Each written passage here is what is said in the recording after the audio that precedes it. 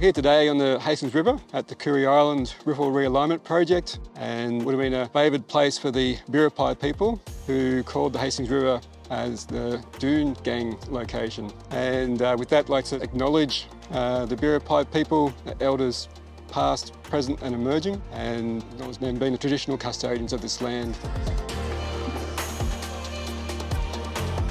This section of river near the interface between the freshwater upstream and then the downstream's the salt water, so it's quite a unique location. We're near the transition zone between those two environments. What's happened here is that the pool where council extracts their water from is this long, deep freshwater pool, goes several kilometres upstream from this point. The riffle that was here has been gradually lowering in level over the last 5-10 years.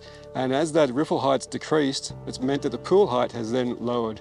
And then the implication for council is it makes it difficult to extract water during low flow conditions. The intent of this project was to primarily raise the riffle crest in the river here, so that by raising the riffle crest would actually increase the pool height, which secures council's water supply. The river had been eroding the riverbank in this area, which meant that our pool height at our extraction station had been lowered. We were looking to try and retrain the river to go back to its original flow path and maintain those existing levels to allow our pumps to work properly. When we can't extract water, then we start drawing down on our storages, and that means we have to look towards water restrictions, which is then an impact on the community and on businesses.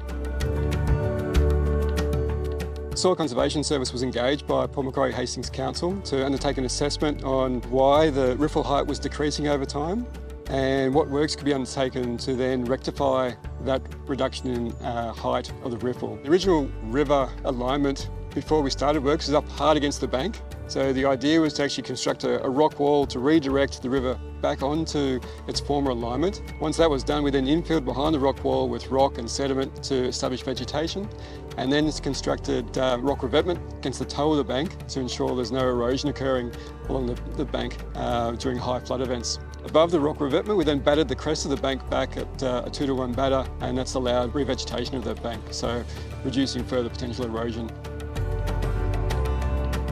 The SoilCon's proactivity in planning and executing the project, as well as their knowledge and their experience in similar in-river projects, was really a big plus in getting the job completed successfully. Nothing was ever an issue. There was always a solution to the things that always pop up on these sorts of jobs. So working with the SoilCon crew was great.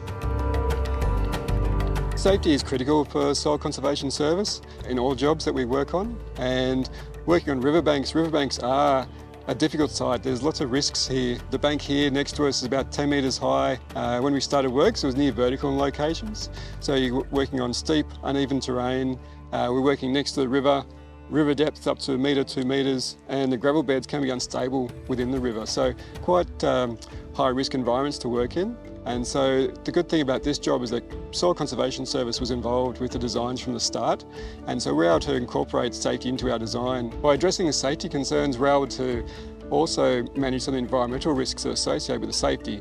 For example, we had to get material from one side of the river to the other side, and if we were to truck rock through the river, it makes a mess, but it's also unsafe as well. So we actually built up a system of having rock on one side of the river being delivered by a long reach excavator across to the other side of the river. So we're sort of adopting processes that improve the safety and reduce impact on the environment as well. Each site is different, especially on riverbanks. They're all quite unique. But seeing what we did on this site, there's definitely opportunities to reuse these methodologies on other sites where there might be similar channels or steep riverbanks that we can take into account in future designs.